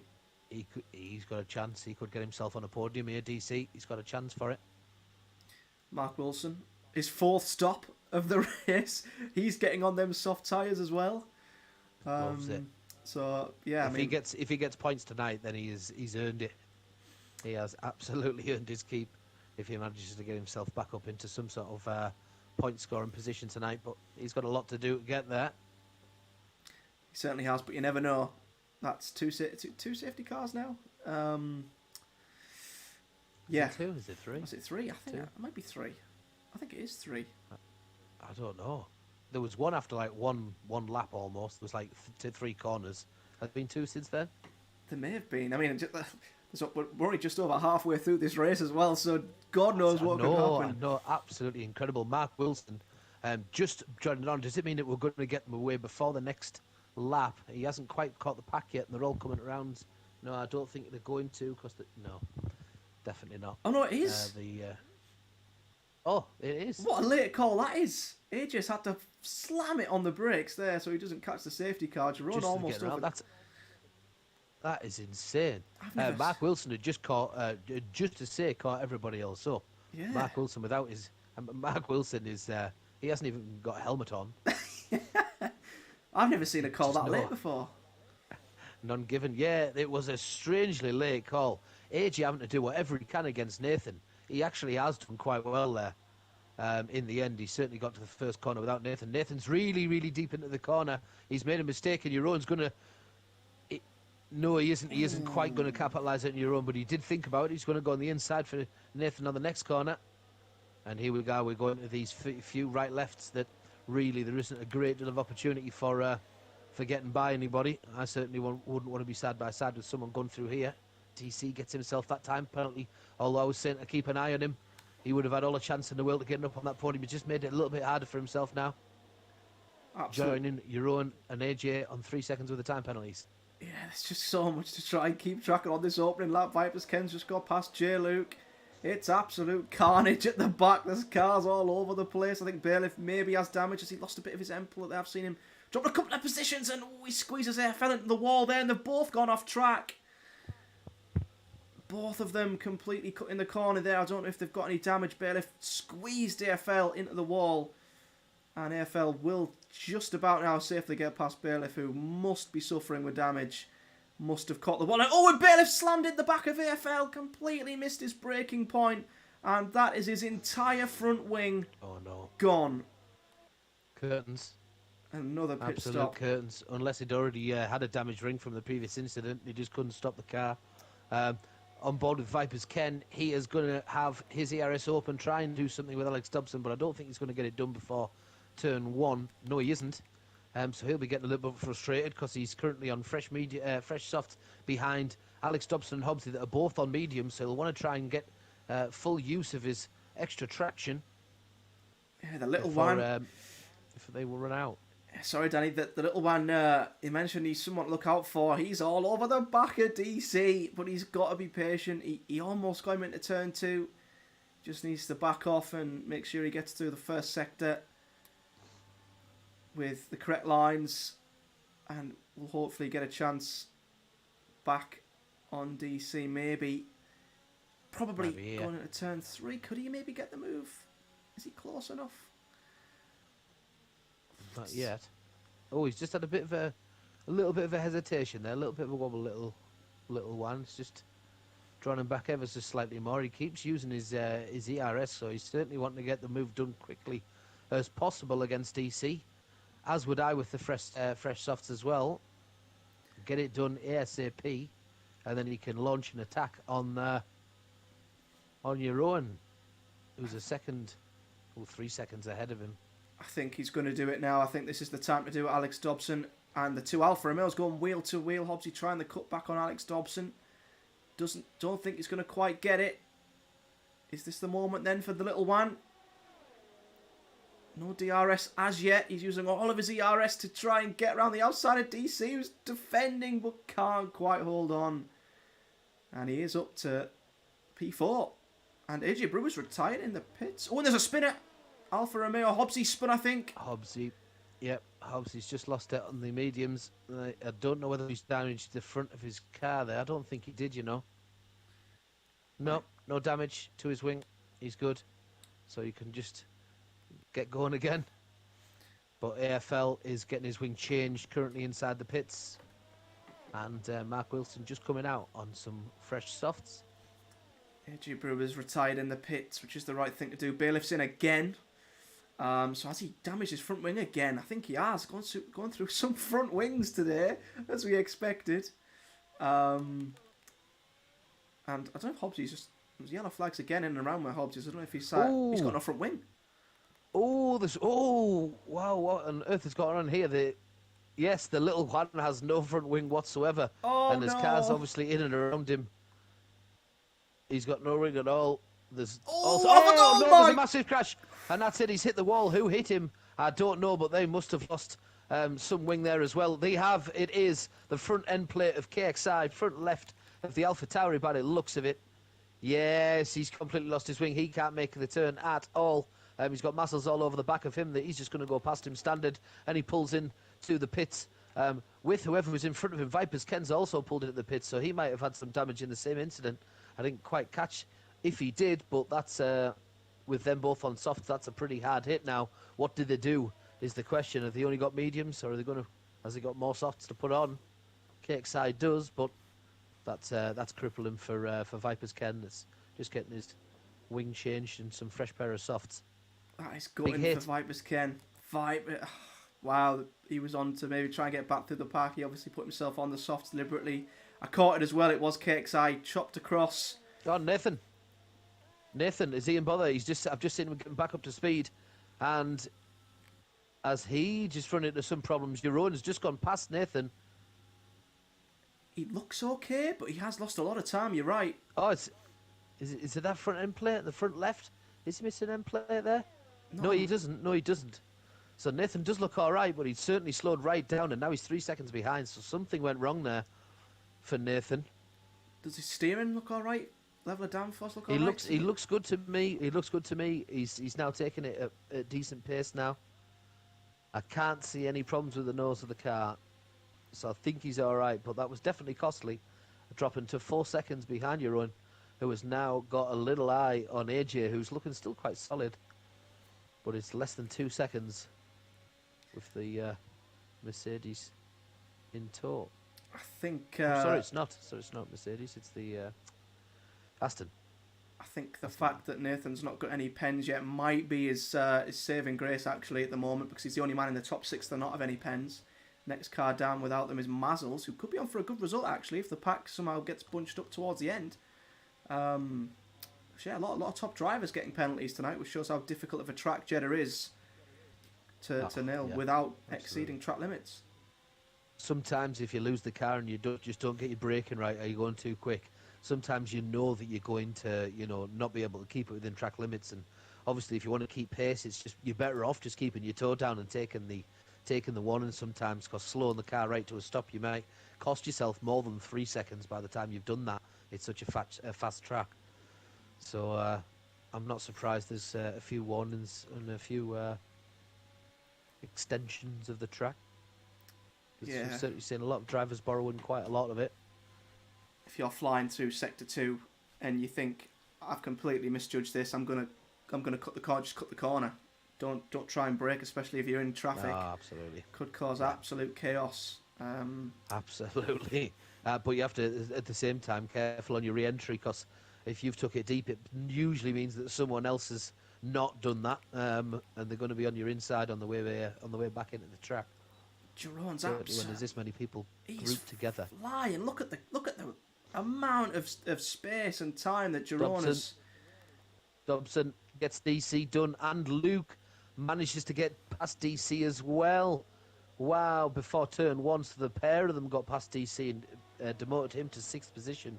That's unlucky for DC, but Alex and Luke having a good little fight between them, who see themselves in a decent margin now behind Nathan, who's pretty much sealed himself at least 3rd.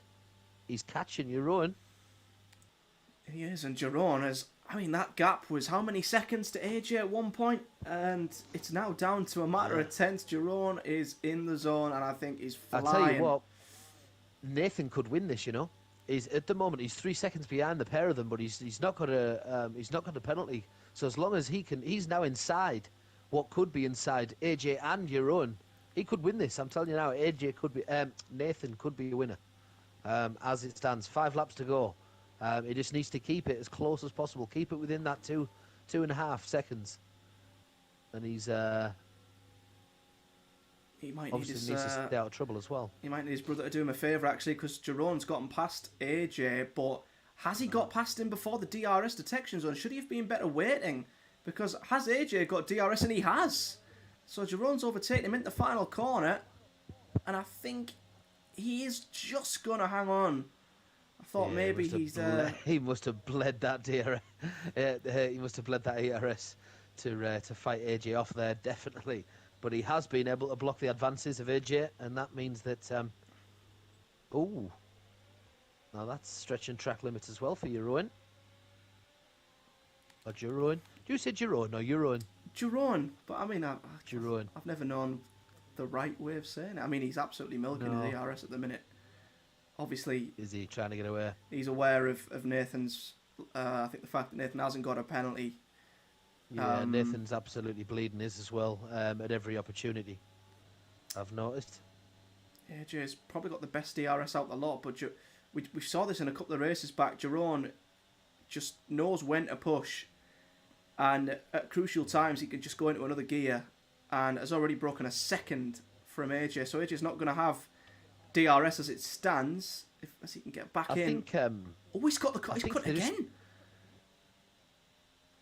Oh wow, Jeroen's got a second lot of penalties. So he'll have 6 seconds, does he? Let's have a little look. He does have 6 seconds. Yeah, absolutely. Yeah, he has 6 seconds. Wow. So that means AJ at the moment is going to go ahead of him. And Jeroen's just had a little tap of that wall as he did in the practice. In the qualifying, sorry. And the gap's coming down massively. AJ doesn't have DRS, but yeah, a couple of hundreds there chopped off. I don't think Jerome has got damage there, but Jay Luke and Alex Dobson keep trading positions on the straight, which I think is probably going to save Jerome from being in danger of losing out on a podium, because the gap is over 9 seconds because they keep battling. But I'll tell you what, it's an absolute pleasure watching Jay Luke, Dobson, Real DC, Mazzles, just all of them just in a row still trying to fight it out. Yeah, I'm on board with Mazzles now, getting a great view of just a lot of them. And yeah, following as close as that. Looks like a really good battle for P4. Yeah, just looking out the back of the rear view of Jay Luke's car, and it looks fantastic. Watching the cars following on. Dobson, DC, Mazzles. Yeah, they keep trading positions. They are. Whether or not they change any more before the end of the race, though, is yet to be seen. Jeroen really trying to push. You can see he's stretched a 2-second lead in front of AJ now. He's done this before, where he had to really push at the end to try and get a penalty. Get in front of a penalty, should we say, with his pace. He's milking. He managed it last time. He's milking every inch of his ERS, isn't he? Whenever he has chance.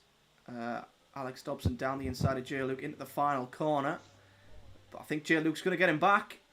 Is DC going to get involved? Jay Luke's gone past him. Alex Dobson might lose 2 positions to Jay Luke and DC, and he has. These 4 just keep trading it lap after lap. It's a great battle for P4, but yeah, Jerome is trying his hardest to try and stretch that gap. Every time I jump back to him, he's using his ERS. But still, I don't think... Yeah, 4 seconds to Nathan still, so he's trying his hardest, but still not quite enough. And Mark, I think, has retired. I don't know if he's retired on track or if... It looks like he may have. Oh, DC. DC! Oh, DC's gone! DC sideways. He's lost it at the hairpin at the very top of the track, just going into Sector 3. Oh, no, right at the end. I don't know whether or not there's any damage on the car. We just see Jack Pretty going flying past him. This is drastic. Oh, that's awful for DC. He was absolutely flying. I think he's lost about 4 or 5 places there in that one incident. He was just slowly making his way past the cars in that train. As you mentioned before, that as it happens, Alex Dobson is besides the McLaren of Jay Luke and goes past him and gets that move done. Did Jay Luke smack the back of Alex Dobson there? On my screen, it looked like he completely missed his braking point. I think he's got away with it, actually. Oh, what a hit. What a hit for DC. That's such a shame. Vipers Ken's just got past him as well. So he's currently in 10th now. It's a massive hit. So the big question is Nathan going to win this Grand Prix with 24 out of 25? AJ will drop below him at the moment, with him only being 4/10 behind him. Yeah, and AJ is outside because AJ is 3 seconds down to... And he runs. He's out of that 3-second window, isn't he? Mazzles. What a race he's having. He's just gone past Jay Luke. He puts himself in P5, and you've got to think Mazzles as well. He doesn't have any penalties. There's only him and JB Bowie, and credit to them three with the drivers that are still on the track. Um, without penalties. Bailiff with 12 seconds now, by the way. Jack Priddy with 9. Everyone else, oh no, KXI with 6, AFL with 6. The McLaren swapping places there, J. Luke and JB Bowie. Yeah, Mazel. Nathan's overtook his brother into the final Nathan's done it. corner. But AJ needs to be within 3 seconds of Jerome if he's going to try and make that time back. So is Nathan going to tow his brother into that 3-second window to try and get his brother into a possible P2? But no, them two are going to start battling. This is exactly what Jerome's going to want them to do. And AJ sent it back down the inside of Nathan. This battling for AJ is probably, well, most definitely going to mean he won't finish within 3 seconds of Jerome. But I think Mazzles, he's within 3 seconds of Alex Dobson, so Mazzles might be in for a P4. He's just overcooked into turn 2 and he's now 3.1 behind, so he's almost within the range of a P4, which would be an incredible result for him. Yeah, absolutely. That's Jack Priddy's just coming up to Vipers Ken. But other than that, not much happened on the track, so we'll just keep our eyes on Nathan, AJ and Yaron at the front, who is inevitably going to fall despite crossing the line first potentially. Final lap now, just going into sector 3. Nathan, it depends how many track extensions he's had. He might be on the edge. You're just hoping he doesn't extend track limits because then the race win will be out of his hands. But AJ's within 3 seconds of Jerome. All of a sudden, he's within 1.8. What's happened to Jerome? Jerome just made he went really deep into the corner, and he had to take quite a lot of it out. I don't know if he got into bother there, but yep, he's not going to finish that far ahead of Nathan or AJ at all. In the end, actually, in fact, Jerome's just slowing up before the line for some strange reason. Yeah, he's not. I suppose. Oh, well, he knew that it wouldn't have mattered anyway. He was always going to drop behind Nathan and AJ, but Nathan gets the win. AJ second. Alex Dobson coming over the line. Yeah, third. I think it might be a third win in a row for Nathan. He really is on fire at the moment. And Mazzles, he hasn't quite got it. Look how close Mazzles, yeah, absolutely. 1400th separated him and Alex Dobson in fourth. Didn't quite get underneath him the time that he needed to, so that's heartbreaking for Mazzles. So close to getting the P4 and some well-earned additional points. But yeah, came down to penalties in the end, just a little bit of a rejig of the order at the top. Yeah, Viper's another one who would have been up there. Got involved in a few unfortunate incidents. He was 83 hundredths off of J. Luke, but a P8 won't do his title hopes any good. Nathan keeping it alive, and again will make inroads on Jerome. So that might be the third race in a row where he's outscored him. So he might not be taking chunks out as much as he'd like, but he is closing the gap gradually. Well, Jerome, I think he had 3 laps with a safety car. I'm pretty sure he had 3 laps already on the mediums, and then when Nathan and AJ went on to the fresh mediums, so at the end there, I wonder whether or not that started to just pay a difference to the pace just towards the end, or maybe forced the error. For me, I was a little bit felt a bit sorry for DC there. I mean, he was doing really well. I think he was in like the top 5 for a while. He got third at one point, pretty sure, or fourth definitely. And then obviously getting in a problem, just lost the car, went sideways, and of course dropped about 4 or 5 positions in it at the time, dropped him back down to 8th, 9th, something like that. I think he's lost a couple more towards the end, unfortunately. Yeah, 9th, he managed 9th in the end. But yeah, that could have been better. I think he'll be disappointed with that. But Mazzles, what a drive that is to get P5 from 18 without a penalty. Yeah, I think I agree with the game. I think he's got to have driver of the day for me, Mazzles. I can't remember if he was involved in an incident at the start as well. I don't know if he lost a front wing, but to recover, I know he had a tough qualifying as well, but he kept it clean, got himself up to P5. So for me, I mean, he's unlucky not to have a P4. So I think Mazzles deserves driver of the day for that drive. I think you're right about I'm pretty sure he was one of the drivers that did come in straight away. After the first lap, he got his front wing changed. And there was about 4 of them, wasn't it, that all came in at the same time, but it was a safety car, so he obviously caught the pack back up. And then obviously look what he's done from there. Obviously, the rest of his race went pretty well after a shaky start for P5 from 18.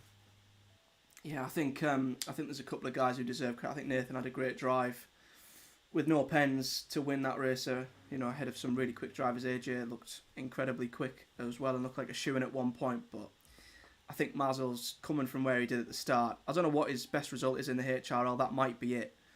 But are we both in agreement? Would you say Mazel's gets driver of the day?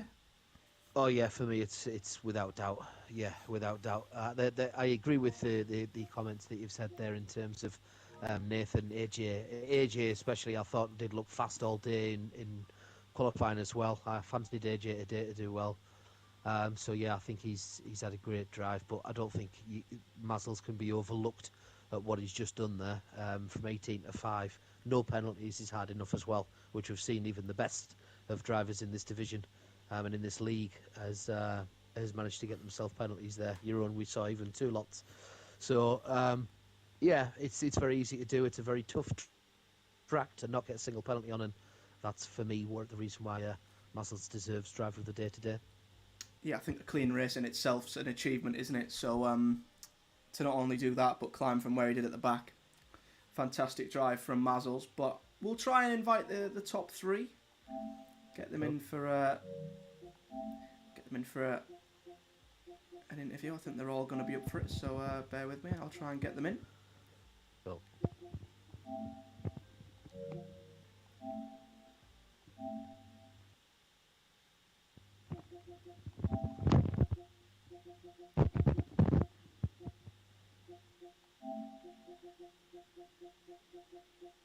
Just need to find AJ. And I think there we go. So we'll try and get the 3 of them in.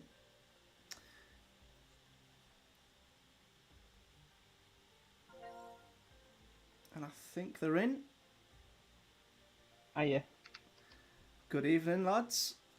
What a race that was. Some of the battling out front was absolutely insane. We had such a fun time watching that. So yeah, I guess, Nathan, I mean, I couldn't remember if this was your second or third win in a row. Is it your second or is it your third? What was the last 2 tracks again? Imola was the last track. I can't remember what the track was before, but I know you've been on a great run. Was it China? It might have been China, you might be right. Yeah, if it was China, then 3 in a row, yeah. It was, yeah. Come on, you know.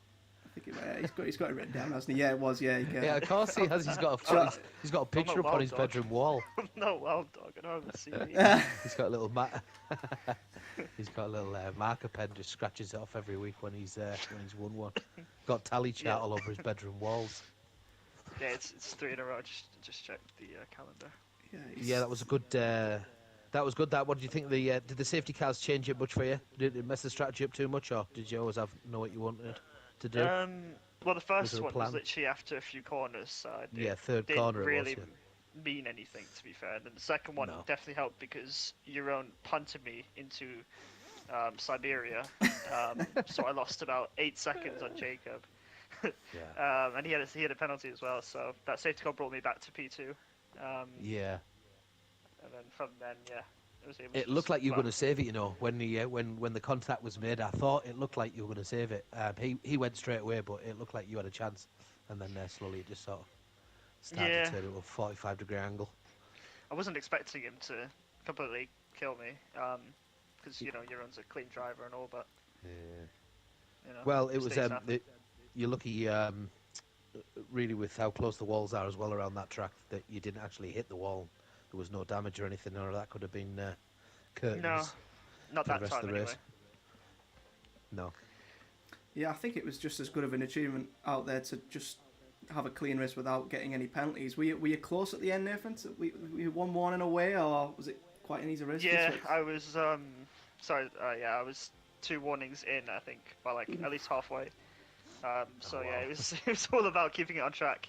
I definitely, I don't know if you caught on stream, but I spun with 7 or 8 laps to go, and then I hit the one, got rear wing damage.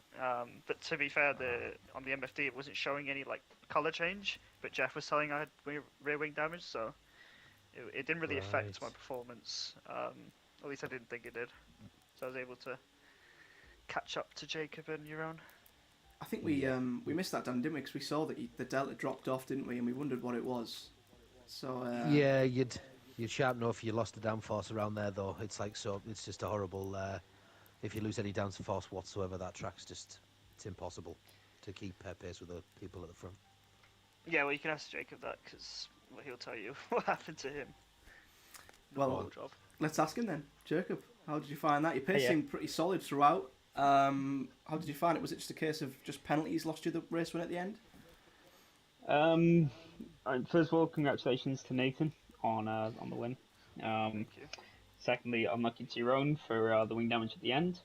And I think the walls were the driver of the day today because I think they did a lot to the race and they had a lot of stuff to go on. But now I think generally the pace was good. I think safety car did help quite a bit, although because it came just in the pit window to go into mediums to go to the end. Yeah. And I think what was it? Yeah, I got wing damage like 6 laps left after sort of gapping about 2 seconds nearly, or like 1.8 seconds, something like that, to Nathan Neuron when they're after the second safety car. And then sort of at the exit of that second corner that everyone seemed to struggle with, I sort of just tapped the wall ever so slightly, and then I got the MFD message that told me I knew, you got damaged. So yeah, kind of trying my best to keep with the pace. Pretty happy with how I did after that, but yeah, sort of happy with the setup. Felt really good. So yeah, pretty happy. Did you think you were going to get a second place at the end there? Because we were watching towards the final couple of laps and we knew that you had 3 seconds less penalties than Jerome and you were just outside of that, and we thought, at the end we were thinking, is Nathan going to just tow him on the last lap? But then you absolutely sent it on the final lap anyway. So Yeah. what was it like at the end there? Was it did you think you were going to get within? Because I think Jerome was clear up until the final, pretty much the final sector. So what was it like on that last lap? So I think for the first few laps of damage, I sort of thought, I can keep P2 here. But then I realised how quick Nathan was catching, even though he'd said he got rear wing damage. So I thought, he's got decent pace on the straight still, and he can sort of make up for what he can't get in the corners. Whereas I was struggling in the corners and a little bit in the straights, so I sort of had to save a bit of ERS. But I think it wasn't until the second to last lap that I sort of realised that I kind of lost the gap to Euron and I self P3. So my aim then was to try and get Nathan a penalty by trying to battle with him hard and maybe push him into a mistake. But he drove well and got a deserved win. So fair play to him. Yeah, absolutely. Well, congrats on what was a P2 in the end. I think you started 1 and 2 and you finished 1 and 2, so We did, yeah. a fair finish. Jerome, how did you find that race then? I know obviously you dropped into the middle of the pack. I think was it after the contact with Nathan, so you're happy that you recovered to a P3, or do you think that maybe there was a chance for the win there for you? Yeah, first of all, congratulations to the two guys in the party, Nathan and Jacob. Both drove very well. But yeah, pace was good. Just struggling a little bit with the track limits, and yeah, the walls are, you need to get super close to the wall every lap, and yeah, without the line it's not very easy. So learned a lot from this race. That's what I take from it. The win was maybe there, but I need to work on keeping it within the lines. So yeah. Still a solid result. I think we're exactly halfway through the season now, and you've still got a pretty good lead. I'm not sure exactly what it will be, but how are you feeling? First half of the season, you've got a healthy lead in the championship. Do you feel like a couple of more consistent races you're going to be there, or do you think Nathan's just starting to put the pressure on a little bit? With I think it is 3 in a row. Yeah, no, it's he's doing a fantastic job for the last couple of races. Yeah, I'll just I'm not looking at that. I'm looking at race by race, just trying to do the best I can. Learning a lot from the tracks. That's what I take from it. Jeroen, did you get any wing damage when you come into contact with it? Yeah. You mean Nathan in that last corner where? Yeah. That's why I boxed immediately. Oh yeah, I boxed immediately after I hit Nathan because I had damage.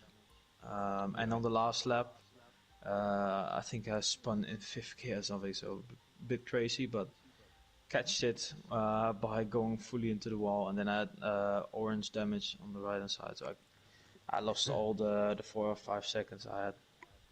Yeah, we noticed in qualifying that you used the on the final corner. You were using that wall on the exit a little bit. Yeah, well, I meant to do that. I lost 1.5 tenths because of it, but at least I kept my lap alive.